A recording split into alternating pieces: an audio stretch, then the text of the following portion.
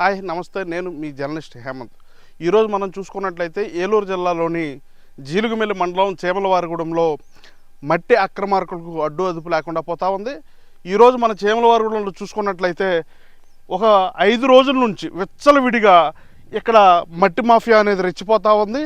ఏదైతే ప్రభుత్వ నిబంధనలకు విరుద్ధంగా ఏదైతే కొలతల శాఖ కానీ, మైనింగ్ శాఖ కానీ, రెవెన్యూ శాఖ కానీ, ఇవన్నీ శాఖలకి అనుమతులు తీసుకోకుండా ఈ మొత్తం కూడా ఏదైతే నిబంధనలకు విరుద్ధంగా అనేది తవ్వకాలు అయితే చేపడుతూ ఉన్నారు. ఇక్కడ ఉన్న అధికారం మాత్రం అటువైపు మాత్రం కన్నెత్తి చూడకపోవడం అనేది గమనార్థం.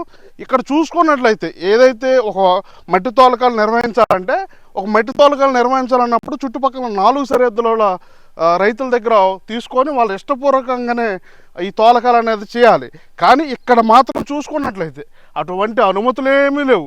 కానీ ఇక్కడ రాజ్యంగా వాళ్ళకి ఇష్టం వచ్చినంత లోతులు తీసుకోవడం వల్ల ఈ ఇంత లోతు అనేది తీయడం వల్ల ఏదైతే నీటి మట్టం ఉందో నీటి మొత్తం పడిపోయి రేపొద్దున్న సాగు చేసేందుకు నీళ్లు కూడా కరువయ్యే పరిస్థితి ఏర్పడతా ఉంది. సో ఇవన్నీ చూసుకున్నట్లయితే అధికారులు తెలియచేస్తున్నారో తెలియకుండా చేస్తారన్నది తెలియడం లేదు.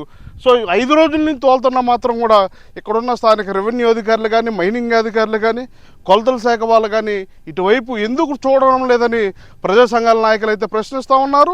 అదేవిధంగా ఈ యొక్క మట్టి తోలకాలు చేసేవాళ్ళు ఎటువంటి ప్రభుత్వ నిబంధనలు అనేది పట్టించుకోరు. ఏంటంటే ఈ మట్టి తోలకాలు చేసినప్పుడు కంపల్సరీగా లారీలకు అనేది కంపల్సరీగా డస్ట్ వాహనదారుల మీద పడుకోకుండా పైన గుడ్డ అయితే ఏర్పాటు చేయాల్సి ఉంది, బరకం అనేది.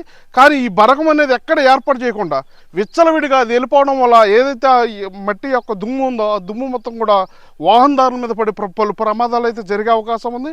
అట్లానే ఈ ఒక మట్టిని అదనపు ఎక్కువ రేట్లకు విక్రయిస్తూ వాళ్ళైతే జేబులు నింపుకుంటున్న పరిస్థితి అయితే ఏర్పడుతుంది. ఇంత జరుగుతున్నా కూడా జిల్లా యంత్రాంగం మాత్రం వీటి వైపు అధికారులకు ఎటువంటి ఆదేశాలు చేయడం లేదు. మరి మట్టి మాఫియాకి కుమ్మక్కై చేస్తున్నారా లేదంటే వాళ్ళతో కలిసిపోయి చేస్తూ ఉన్నారో ఏంటనేది అర్థం కావట్లేదు. ఇంత జరుగుతున్నాం మీకు ఇది ఒక దగ్గరికి ఇది ఒక రోజు మాత్రం తోలే పరిస్థితి కాదు. దగ్గరగా ఒక 5 రోజుల నుంచి ఇంత విచ్చలవిడిగా ఇంత తోలకాలు జరుగుతూ ఉన్నా కూడా స్థానిక విఆర్ఓ ఎక్కడున్నారు, స్థానిక మైనింగ్ ఏడీ ఎక్కడున్నారు, వీళ్ళంతా ఎక్కడున్నారని ప్రజా సంఘాల నాయకులు అయితే ప్రశ్నిస్తూ ఉన్నారు.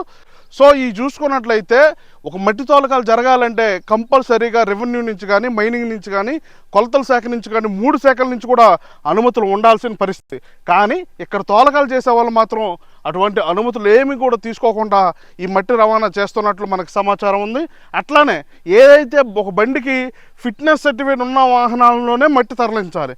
కానీ ఏదైతే కాటాక్ స్క్రాప్ చేసిన వాహనాలు ఉన్నాయో వాటికి రంగులు దిద్దిచ్చి ఆ వాహనాలను అయితే ఇక్కడ వాడుతున్నట్టు మనకి సమాచారం అందుతూ ఉంది. సో అటువంటి వాహనాల్లో తరలిస్తున్నప్పుడు ఎటువంటి ప్రమాదం చోటు చేసుకున్నట్లయితే సడన్గా ఏదైనా మోటార్ వెహికల్ అడ్డొస్తే ఒకవేళ బ్రేకులు ఫెయిల్ అయితే రేపొద్దున జరగ ప్రమాదం ఏమైనా జరిగితే హూ ఇస్ ద రెస్పాన్సిబిలిటీ? దానికి రెస్పాన్సిబిలిటీ ఎవరు వహిస్తారు?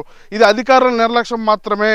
ఇది కేవలం అధికారులు పట్టించుకోకపోవడం వల్లే ఇటువంటి ప్రమాదాలు జరిగే అవకాశాలు ఉన్నాయని తెలియజేస్తూ ఉన్నారు. సో ఇప్పటికైనా ఈ అధికారులు ఎవరైతే ఇంత విచ్చలవిడిగా, ఇంత అక్రమంగా, ఇంత దౌర్జన్యంగా ఇక్కడ ఏదైతే మట్టి తోలకాలు చేశారో ఇప్పటికైనా అధికారులు స్పందించి సో ఈ మట్టి తోలకాలు ఎవరైతే చేశారో వాళ్ళ మీద కేసులు నమోదు చేయాలి, వాళ్ళ మీద చర్యలు తీసుకోవాలని కోరుతూ ఉన్నారు. ఇటువంటి మరిన్ని అప్డేట్స్ కోసం చూస్తూనే ఉండండి హెచ్టీవీ.